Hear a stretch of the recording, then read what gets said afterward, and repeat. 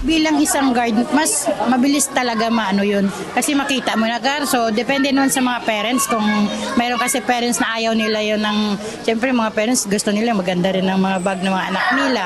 Muling napag-uusapan ang paghihigpit ng seguridad sa mga paaralan sa pagpasok ng school gate at pag-iinspeksyon sa bag ng mga estudyante. Ito'y kasunod ng insidente ng pamamaril sa Tacloban City, maging ang iba pang mga karahasan sa loob ng paaralan gaya ng nangyaring pananaksak sa Cavite. May mga lumutang na komentaryo at mga mungkahi ang mga netizens gaya ng paggamit ng transparent bag sa mga estudyante para mas madaling makita ang laman nito. Para sa school security personnel na si Rowena Nicos, mas mapapadali ang kanilang trabaho at pag-iinspeksyon sa mga gamit ng mga estudyanteng papasok dahil malayo pa lamang ay tanaw na nila ang laman ng mga bag ng mga mag-aaral. Ang check namin kasi ma'am, may stick po kami.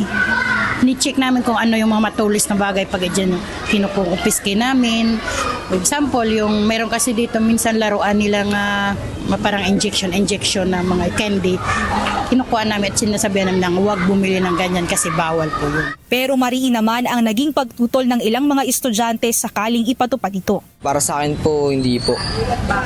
Kasi ang ano naman po nun kung paano po kung may ano siya sa bag, di ba? Kumbaga parang privacy niya po.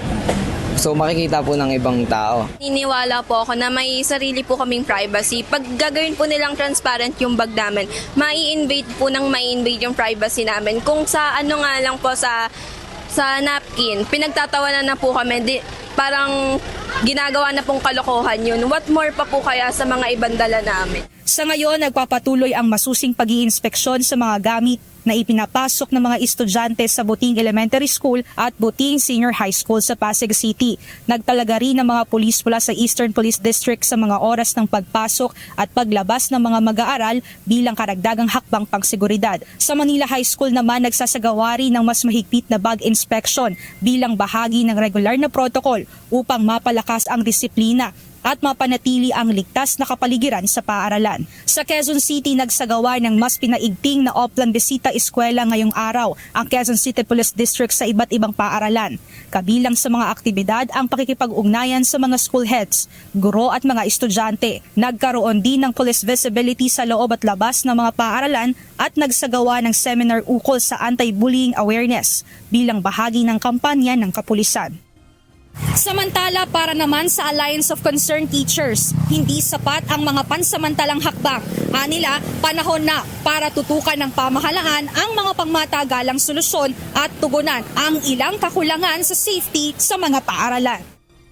Bilang isa sa mga nagsusulong ng ligtas na kapaligiran para sa mga mag-aaral, naniniwala ang grupo na maaaring isa sa makatulong ang pagpapatupad ng transparent na bag. Subalit isa rin sa kanilang ikinababahala ang posibleng dagdag gastusin na maipapasa sa mga magulang. Kung ipoprovide naman yan ng gobyerno, malaking tulong sana yun, no? Kasi ang problema talaga natin sa mga eskwela natin in terms of safety, yung mga infrastructure natin, hindi talaga yan provided. Kahit nga yung gate, yung security guard nga lang, hindi tayo sure na lahat ng mga eskwelahan ay meron kasi kalakhan po sa aming mga security guards ay either sagot ng LGU o kaya pinag-aambaga-ambagan niya ng PTA, no, para lang magkaroon ng security guard sa mga schools. Dagdag pa ni Alliance of Concerned Teachers Chairperson Ruby Bernardo, ilan pa sa mga problema na dapat solusyonan ay ang overcrowding na silid-aralan na isaaniya sa dahilan kung bakit nahihirapang tutukan ang mga estudyante. Bukod dito, isinusulong din ang pagsasabatas ng Teachers Protection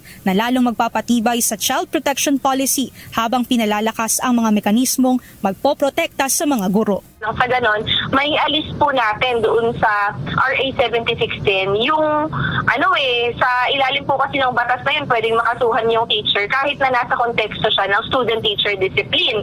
Kaya marami po sa mga teacher natin takot na sa mga estudyante, no? Pangatlo ay yung budget talaga, no, doon sa edukasyon natin na siyang mag-create, no, ng isang kultura sa mga estudyante natin na safe at bukod po dito ay hindi talaga exposed dun sa violence sa lahat man ng forma. At syempre, pagtulungan din ng mga magulang natin at all system kasi systemic naman po ang problema na ito. Bunga yung culture of violence ng anong klaseng lipunan meron tayo. Mia Alonso, UNTV News and Rescue. Diyos ang aming sandigan, serbisyo publiko ang aming pinahahalagahan.